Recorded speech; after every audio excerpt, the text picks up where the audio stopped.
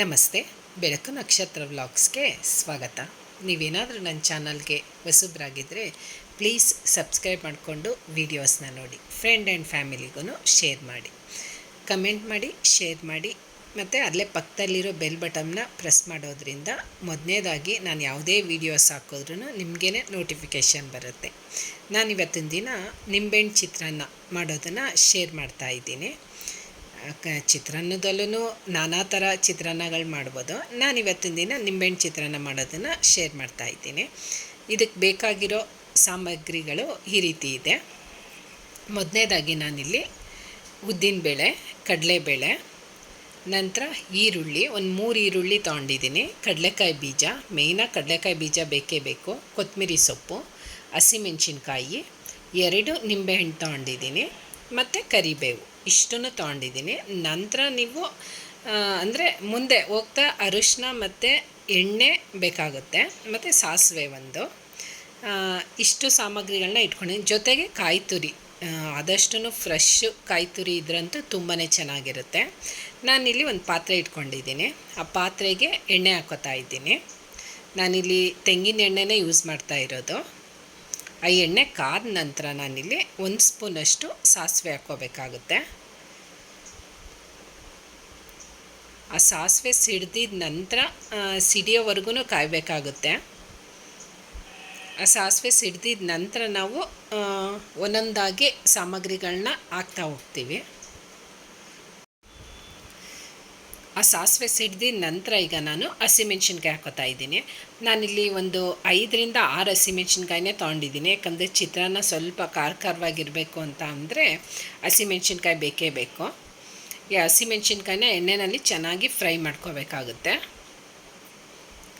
Fry ಆಗಿದ ನಂತರ ನಾನಿಲ್ಲಿ ಸ್ವಲ್ಪ ಲೈಟಾಗಿ ಫ್ರೈ ಮಾಡ್ಕೋಬೇಕು. ಫ್ರೈ ಆಗಿದ ನಂತರ ನಾನಿಲ್ಲಿ ಕಡಲೆಕಾಯಿ ಬೀಜ ಹಾಕ್ಕೋತಾ ಇದ್ದೀನಿ. ಮೊದಲನೇದಾಗಿ ಕಡಲೆಕಾಯಿ ಬೀಜ ಒಂದು ಅರ್ಧದಷ್ಟು ಫ್ರೈ ಮಾಡ್ಕೋಬೇಕಾಗುತ್ತೆ ನೀಟಾಗಿ. ಯಾಕಂದರೆ ಬೇಗ ಜಾಸ್ತಿ ಉರಿ ಮಾಡಿದ್ರೂ ಬೇಗ ಸೀದೋಗ್ಬಿಡುತ್ತೆ. ಹಾಗೆ ಸಣ್ಣ ಉರಿನಲ್ಲೇ ಮೀಡಿಯಮ್ಮಾಗಿ ಫ್ರೈ ಮಾಡ್ಕೋಬೇಕು. ಸ್ವಲ್ಪ ಅರ್ಧ ಫ್ರೈ ಆಗಿದೆ ಅನ್ನೋವಾಗ ನಾನಿಲ್ಲಿ ಕಡಲೆಬೇಳೆ ಮತ್ತು ಉದ್ದಿನಬೇಳೆ ಹಾಕ್ಕೋತಾ ಇದ್ದೀನಿ. ಯಾಕಂದರೆ ಮೊದಲೇ ಹಾಕ್ಬಿಟ್ರೆ ಕಡಲೆಬೇಳೆ ಉದ್ದಿನಬೇಳೆ ಸೀದೋಗ್ಬಿಡುತ್ತೆ. ಯಾಕಂದರೆ ಕಡಲೆಕಾಯಿ ಬೀಜ ಸ್ವಲ್ಪ ಲೇಟ್ ಆಗುತ್ತೆ ಉರಿಯೋದು. ಹಾಗಾಗಿ ಈಗ ಕರೆಕ್ಟ್ ಪ್ರಮಾಣದಲ್ಲಿ ಉರಿಯೋದಕ್ಕೆ ಕರೆಕ್ಟ್ ಆಗುತ್ತೆ. ಯಾಕಂದರೆ ಜಾಸ್ತಿ ಸೀಸಲೂಬಾರ್ದು, ಸ್ವಲ್ಪ ಅಂದರೆ ಉರಿದಾನೆ ಮೆತ್ತಗೂ ಮಾಡಬಾರ್ದು, ಟೇಸ್ಟು ಚೆನ್ನಾಗಿರೋದಿಲ್ಲ. ಹದವಾಗಿ ಹುರ್ಕೋಬೇಕಾಗುತ್ತೆ. ಯಾಕಂದರೆ ಚಿತ್ರಾನ್ನ ಎಲ್ಲ ತಿನ್ನಬೇಕಾದ್ರೆ ಕಟುಮ್ ಅಂತ ಇದ್ದರೆ ಅದ್ರ ಟೇಸ್ಟೇ ತುಂಬ ಚೆನ್ನಾಗಿರುತ್ತೆ ಅಂತ ಅನ್ಬೋದು. ಹಾಗಾಗಿ ಹದವಾಗಿ ಹುರ್ಕೋಬೇಕಾಗುತ್ತೆ. ಈಗ ನೋಡಿ ಪರ್ಫೆಕ್ಟಾಗಿ ನೀಟಾಗಿ ಹುರ್ಕೊಂಡಿದ್ದಾಗಿದೆ. ಆನಂತರ ನಾನಿಲ್ಲಿ 3 ಈರುಳ್ಳಿ ಕಟ್ ಮಾಡಿ ಇಟ್ಕೊಂಡಿದ್ನಲ್ಲ, ಆ 3 ಈರುಳ್ಳಿನ ಹಾಕ್ಕೊಂಡು ಚೆನ್ನಾಗಿ ಫ್ರೈ ಮಾಡ್ಕೋಬೇಕು. ಇನ್ನೂ ಸಣ್ಣದಾಗಿ ಬೇಕಾದ್ರೂ ಹಚ್ಕೋಬೋದು. ನಾನಿಲ್ಲಿ ಮಾಮೂಲಿಯಾಗಿ ಸಣ್ಣದಾಗಿ ಮೀಡಿಯಮ್ಮಾಗಿ ಹಚ್ಕೊಂಡಿದ್ದೀನಿ. ಕೆಲವರು ಚಿತ್ರಾನ್ನಕ್ಕೆ ಈರುಳ್ಳಿ ಹಾಕ್ತೇನೂ ಮಾಡ್ತಾರೆ ಚಿತ್ರಾನ್ನನ, ಅದನ್ನು ತುಂಬಾ ಚೆನ್ನಾಗಿರುತ್ತೆ. ನನಗಿಲ್ಲಿ ಈರುಳ್ಳಿ ಹಾಕ್ಬಿಟ್ಟು ಚಿತ್ರಾನ್ನ ಮಾಡಿದ್ರೆ ಅದ್ರ ಟೇಸ್ಟು ತುಂಬಾ ಇಷ್ಟ ಆಗುತ್ತೆ. ನಂತರ ನಾನಿಲ್ಲಿ ವೀಡಿಯೋ ಮಾಡ್ತಾ ಬೆಳ್ಳುಳ್ಳಿನೇ ಮರ್ತುಬಿಟ್ಟಿದೆ. ಈಗ ಹಾಕಿದ್ರೂ ಏನೂ ಪರವಾಗಿಲ್ಲ, ಒಟ್ಟಿನಲ್ಲಿ ಫ್ಲೇವರು ಘಮ ಸ್ಮೆಲ್ಲು ಬರುತ್ತೆ. ಈಗ ಒಂದು ಬೆಳ್ಳುಳ್ಳಿನ ತಗೊಂಡು ಸ್ವಲ್ಪ ಚೆಚ್ಚಿ ಹಾಕ್ಕೋತಾ ಇದ್ದೀನಿ.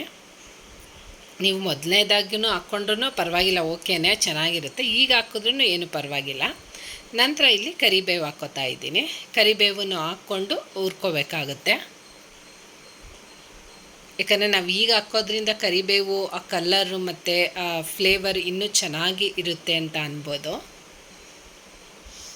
ಎಲ್ಲ ನೀಟಾಗಿ ಈರುಳ್ಳಿನೂ ಚೆನ್ನಾಗಿ ಹುರ್ಕೋಬೇಕಾಗುತ್ತೆ. ಹುರ್ಕೊಂಡಿದ್ದ ನಂತರ ಈಗ ಮೇಯ್ನಾಗಿ ಬೇಕಾಗಿರೋದು ಅರಿಶಿನ. ಯಾಕಂದರೆ ಚಿಕ್ಕ ಮಕ್ಕಳಿಗೆಲ್ಲ ಅರಿಶಿನ ಅನ್ನ ಕೊಟ್ಟರೆ ಚಿತ್ರಾನ್ನ ಅಂತ ತಿಂತಾರೆ.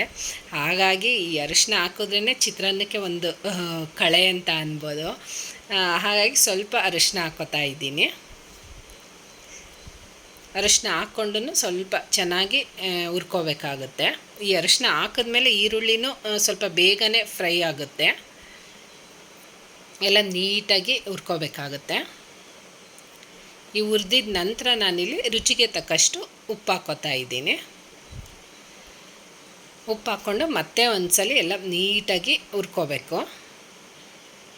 ಇದಂತೂ ಬೇಗ ಕ್ವಿಕ್ಕಾಗಿ ಮಾಡ್ಕೋಬೋದು. ನೀವು ನೈಟ್ ಬೇಕಾದ್ರೂ ಪ್ರಿಪೇರ್ ಮಾಡ್ಕೋಬೋದು.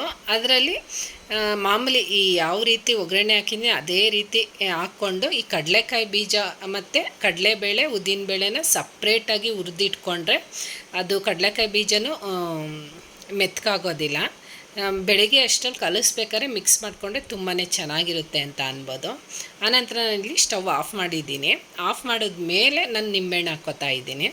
ನಾನಿಲ್ಲಿ 2 ನಿಂಬೆಹಣ್ಣು ತೋರಿಸ್ದೆ, 1.5 ನಿಂಬೆಹಣ್ಣು ಸಾಕಾಗುತ್ತೆ. ಯಾಕಂದರೆ ನಿಂಬೆಹಣ್ಣು ರಸ ತುಂಬಾ ಜಾಸ್ತಿ ಇತ್ತು, ಹಾಗಾಗಿ 1.5 ನಿಂಬೆಹಣ್ಣು ಅಷ್ಟು ಹಾಕ್ಕೋತಾ ಇದ್ದೀನಿ. ಎಲ್ಲ ನೀಟಾಗಿ ಹಿಂಡ್ಕೋಬೇಕಾಗುತ್ತೆ. ಮತ್ತು ಯಾವುದೇ ಕಾರಣಕ್ಕೂ ಉರಿ ಕೊಟ್ಟು ನೀವು ನಿಂಬೆಹಣ್ಣು ರಸನ ಹಾಕ್ಕೋಬಾರ್ದು, ಆಫ್ ಮಾಡಿಬಿಟ್ಟು ಹಾಕ್ಕೋಬೇಕು. ನಿಂಬೆಹಣ್ಣು ಹಾಕಿದ್ಮೇಲೆ ಯಾವುದೇ ಕಾರಣಕ್ಕೂ ಉರಿಬಾರ್ದು, ಒಟ್ಟಿನಲ್ಲಿ ಮಿಕ್ಸ್ ಮಾಡ್ಕೋಬೇಕು ಅಷ್ಟೇ. ನಿಂಬೆಹಣ್ಣಂತೂ ತುಂಬಾ ಚೆನ್ನಾಗಿತ್ತು ಅಂತ ಅನ್ಬೋದು. ನಿಂಬೆಹಣ್ಣು ರಸ ಅಂತೂ ತುಂಬಾ ಚೆನ್ನಾಗಿ ಬರ್ತಾಯಿತ್ತು. ಈಗೆಲ್ಲ ನೀಟಾಗಿ ಮಿಕ್ಸ್ ಮಾಡ್ಕೋತಾ ಇದ್ದೀನಿ.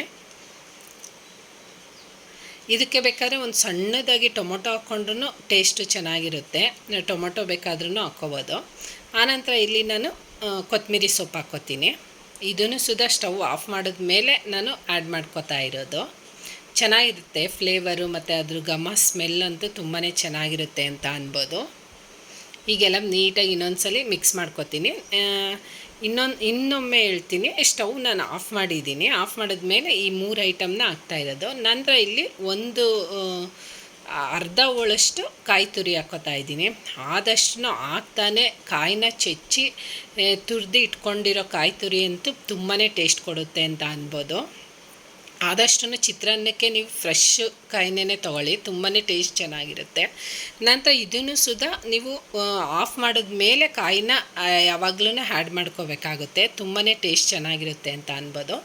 ನಂತರ ಇಲ್ಲಿ ನಾನಿಲ್ಲಿ ಜಾಸ್ತಿ ಆಗಿರೋ ಹುಳಿನ ಸ್ವಲ್ಪ ಚಿತ್ರಾನ್ನದ ಗೊಜ್ಜನ್ನ ಒಂದು ಬಟ್ಲಿಗೆ ಎತ್ತಿಟ್ಕೊಂಡು ಈ ಪಾತ್ರೆನಲ್ಲಿರೋ ಗೊಜ್ಜಿಗೆ ಮಾತ್ರ ನಾನು ರೈಸ್ ಹಾಕ್ಕೊಂಡು ಮಿಕ್ಸ್ ಮಾಡ್ಕೋತೀನಿ.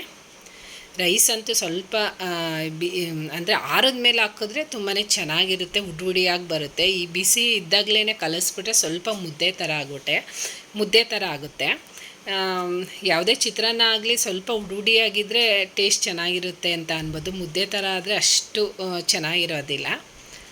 ಈಗ ನಾನು ರೈಸ್ ಹಾಕ್ಕೊಂಡು ಎಲ್ಲ ನೀಟಾಗಿ ಮಿಕ್ಸ್ ಮಾಡ್ಕೋಬೇಕಾಗುತ್ತೆ. ಕೆಲವರು ರೈಸ್ ಮಾಡಬೇಕಾದ್ರೂ ಸ್ವಲ್ಪ ಅರಿಶಿನ ಸ್ವಲ್ಪ ಉಪ್ಪು ಹಾಕ್ಕೊಂಡು ಪಾತ್ರೆಯಲ್ಲಿ ಬೇಯಿಸ್ಕೊಬಿಡ್ತಾರೆ, ಅಥವಾ ಕುಕ್ಕರಲ್ಲಿ ಕೂಗಿಸ್ಕೋತಾರೆ. ಆ ರೀತಿನಾದ್ರೂ ಮಾಡ್ಬೋದು. ಯಾಕಂದರೆ ಎಲ್ಲ ಈಕ್ವೆಲ್ಲಾಗಿ ಅರಿಶಿನ ಅದಕ್ಕೆ ಸ್ಪ್ರೆಡ್ ಆಗುತ್ತೆ ಅನ್ನೋ ಕಾರಣಕ್ಕೆ. ನಂತರ ನಾನಿಲ್ಲಿ ಚೆನ್ನಾಗಿ ಎಲ್ಲ ಮಿಕ್ಸ್ ಮಾಡ್ಕೋಬೇಕಾಗುತ್ತೆ. ಆ ಹುಳಿ ಎಲ್ಲ ಆ ಚಿತ್ರಾನ್ನದ ಗೊಜ್ಜು ಮತ್ತು ರೈಸ್ ಎಲ್ಲ ಮಿಕ್ಸ್ ಆಗೋ ಥರನೂ ಮಿಕ್ಸ್ ಮಾಡ್ಕೋಬೇಕಾಗುತ್ತೆ. ಚಿಕ್ಕ ಮಕ್ಳಿಗಂತೂ ಸ್ವಲ್ಪ ಅರಿಶಿನ ಹಾಕ್ಬಿಟ್ಟು ಒಂಚೂರು ಕಡಲೆಕಾಯಿ ಬೀಜನ ಹುರಿದ್ಬಿಟ್ಟು ಹಾಕ್ಬಿಟ್ರಂತೂ ಯಾವುದೇ ಚಿತ್ರಾನ್ನ ಅಂತ ಆಗಲಿ ತಿನ್ಕೊಬಿಡ್ತಾರೆ. ಅಷ್ಟು ಫೇವ್ರೇಟ್ ಅಂತ ಅನ್ಬೋದು ಚಿಕ್ಕ ಮಕ್ಕಳಿಗೆ ಚಿತ್ರಾನ್ನ ಅಂತ ಅಂದರೆ. ಆ ಚಿತ್ರಾನ್ನ ಕೊಟ್ಟಾಗ ಬರೀ ಆ ಕಡಲೆಕಾಯಿ ಬೀಜನೇ ಆರಿಸ್ಕೊಂಡು ತಿಂತಾ ಇರ್ತಾರೆ ಒಟ್ಟಿನಲ್ಲಿ. ನನ್ನ ಮಕ್ಕಳು ಚಿಕ್ಕವರಾಗಿದ್ದಾಗ ತುಂಬಾ ಇಷ್ಟಪಡ್ತಾಯಿದ್ರು ಚಿತ್ರಾನ್ನನ. ನಂತರ ಈಗ ಪರ್ಫೆಕ್ಟಾಗಿ ನೀಟಾಗಿ ಎಲ್ಲ ಮಿಕ್ಸ್ ಮಾಡ್ಕೊಂಡಿದ್ದಾಗಿದೆ. ಇನ್ನೊಂದು ಸ್ವಲ್ಪ ಅರಿಶಿನ ಹಾಕ್ಕೊಂಡಿದ್ರೂ ಆಗ್ತಿತ್ತು ಅಂತ ಅನ್ನಿಸ್ತು. ಲೈಟಾಗಿ ಬಂತು ಕಲ್ಲರು, ಪರವಾಗಿಲ್ಲ, ಓಕೆ, ಟೇಸ್ಟ್ ಚೆನ್ನಾಗಿದ್ದರೆ ಸಾಕು ಒಟ್ಟಿನಲ್ಲಿ. ಈಗ ಚಿತ್ರಾನ್ನ ರೆಡಿಯಾಗಿದೆ, ನಿಂಬೆಹಣ್ಣು ಚಿತ್ರಾನ್ನ.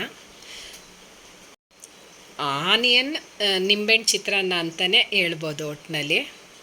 ತುಂಬಾ ಚೆನ್ನಾಗಿದೆ. ಈರುಳ್ಳಿ ನಿಂಬೆಹಣ್ಣು ಚಿತ್ರಾನ್ನ ಅಥವಾ ಆನಿಯನ್ ಲೆಮನ್ ಚಿತ್ರಾನ್ನ ಅಂತನಾದ್ರೂ ಹೇಳ್ಬೋದು. ಈಗ ಕರೆಕ್ಟಾಗಿ ಪರ್ಫೆಕ್ಟಾಗಿ ನೀಟಾಗಿ ಬಂದಿದೆ ಒಟ್ಟಿನಲ್ಲಿ. ಈಗ ಸರ್ವಿಂಗ್ ಪ್ಲೇಟ್ಗೆ ಸರ್ವ್ ಮಾಡ್ಕೊಳ್ಳೋದ. ನೀವೇನಾದರೂ ನನ್ನ ಚಾನಲ್ಗೆ ಹೊಸಬ್ರಾಗಿದ್ದರೆ ಪ್ಲೀಸ್ ಸಬ್ಸ್ಕ್ರೈಬ್ ಮಾಡಿಕೊಂಡು ವೀಡಿಯೋಸ್ನ ನೋಡಿ, ಫ್ರೆಂಡ್ ಆ್ಯಂಡ್ ಫ್ಯಾಮಿಲಿಗೂ ಶೇರ್ ಮಾಡಿ. ನಂತರ ನಿಮ್ಮ ಸಪೋರ್ಟ್ ಯಾವಾಗಲೂ ಹೀಗೆ ಇರಲಿ. ನೀವು ಬೆಲ್ ಬಟನ್ ಪ್ರೆಸ್ ಮಾಡೋದ್ರಿಂದ ನಾನು ಮೊದಲನೇದಾಗಿ ಯಾವುದೇ ವೀಡಿಯೋಸ್ ಹಾಕಿದ್ರೂ ಮೊದಲನೇದಾಗಿ ನಿಮಗೇ ನೋಟಿಫಿಕೇಷನ್ ಬರುತ್ತೆ. ಇನ್ನೇನು ನಿಮ್ಮ ಸಪೋರ್ಟ್ ಯಾವಾಗಲೂ ಹೀಗೆ ಇರಲಿ ಒಟ್ಟಿನಲ್ಲಿ. ಇವತ್ತಿನ ರೆಸಿಪಿ ಇಷ್ಟ ಆಯಿತಾ? ನೀವು ಮನೆಯಲ್ಲಿ ಟ್ರೈ ಮಾಡಿ ಹೇಗಿತ್ತು ಅಂತ ಕಮೆಂಟ್ ಬಾಕ್ಸಲ್ಲಿ ತಿಳಿಸಿ, ಅಥವಾ ನಿಮ್ಮ ಕಡೆ ಯಾವ ರೀತಿ ಚಿತ್ರಾನ್ನ ಮಾಡ್ತೀರಾ ಅನ್ನೋದನ್ನು ತಿಳಿಸಿ. ಇವತ್ತಿನ ವ್ಲಾಗ್ ಈ ರೀತಿ ಇತ್ತು. Thank you.